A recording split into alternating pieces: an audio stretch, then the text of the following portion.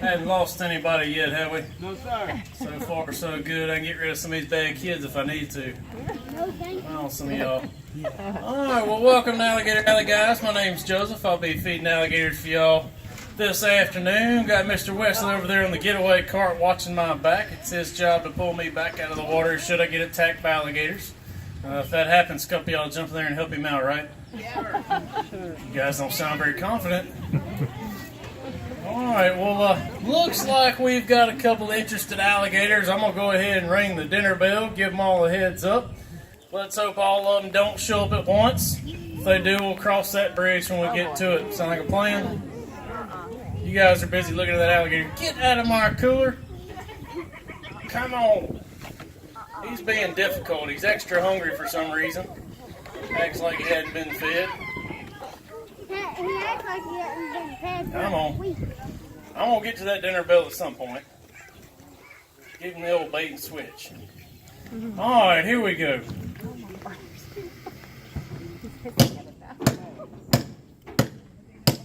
Very high-tech alligator call. Never tried that. So currently inside the swamp with us, a little over 200 alligators, 204 to be exact.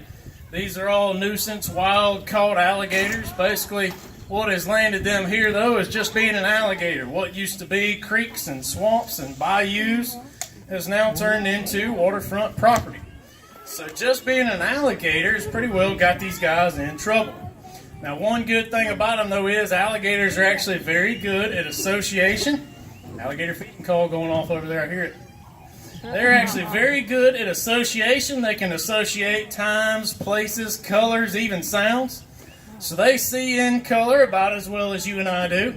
Now, for some reason, pink happens to be their favorite color, so you ladies might need to watch out. Y'all stay in the middle, you'll be fine. But it doesn't take a very big alligator to ruin your day. Now, what I mean by that is average bite on about a 6 to 7 foot alligator. This one right here is probably right around 7 feet. But that bite force is around 400 to 500 pounds at this size, which doesn't seem like much weight. Most of you fellas put that up at the gym every week, don't you? Yes, sir. Some of it. Oh, I know we had some tough guys. Doesn't seem like much, but our arms and legs tend to start breaking around 450. So that little alligator you're seeing can actually do quite a bit of damage. Now, once they jump up in size to around 10 feet or so, which, let's see, my guy right here in the middle is right around 10 feet, maybe a little over.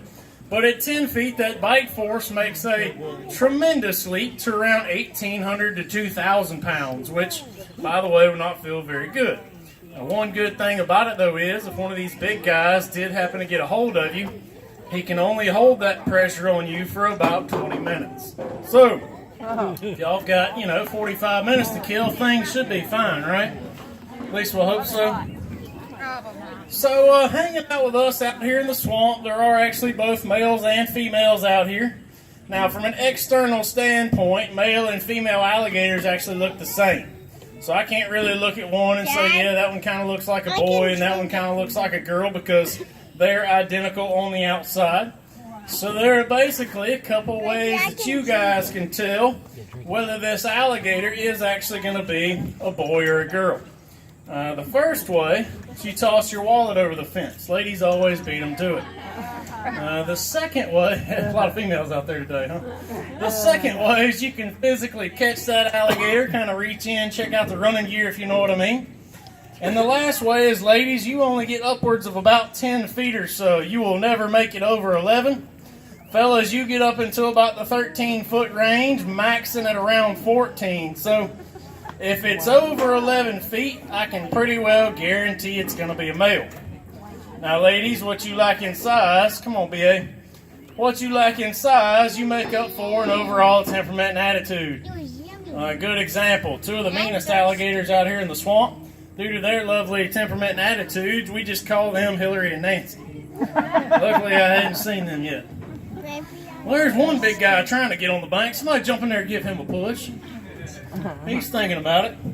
So to give you guys a little idea of what's going on out here in the alligator world this time of the year, is we have pretty well wrapped up alligator wrestling season. Parents, you know what I'm talking about. So most of your big guys that have been chasing girls for about the past 2 months are getting tired of chasing the ladies. They're coming over now to get something to eat, getting a little hungry. We've got the non-pecking order fellas that have been here the whole time, which are all these 10, 11-foot fellas that haven't been getting any attention from the ladies. They've been over here eating, trying to become a big alligator. And then we might have 1 or 2 females hanging out. These females at this point are either gravid or they have just laid a nest.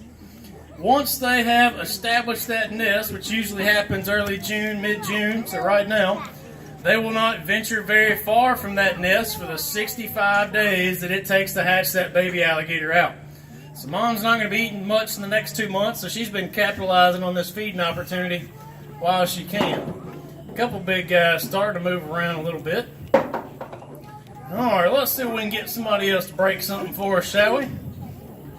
See who's in a leg smashing kind of mood. So, granted, right now, we're definitely not filling any of these alligators up. Oh, you missed. At one time, if they wanted to, some of these bigger fellas out here, like old Pickle Bucket here, can actually eat about 1/5 of their body weight.